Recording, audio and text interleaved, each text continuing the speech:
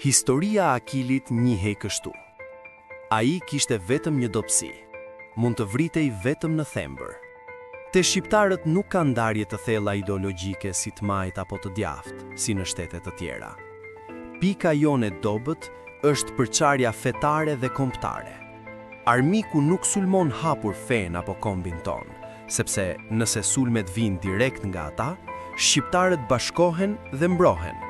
Por kur përçarjet sponsorizohen dhe vijnë nga brenda nesh, nga zëra që flasin shqip, ajo përçarje godet më fort, sepse besohet.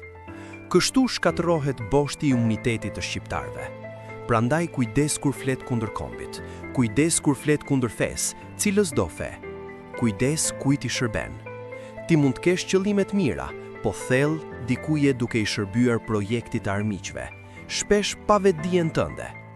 Kjo ndarje padyshim është projekti huaj dhe i menduar mirë për të na shkatruar. Kjo është pika jone dobët, është thembra e Akilit. Shpërndaje.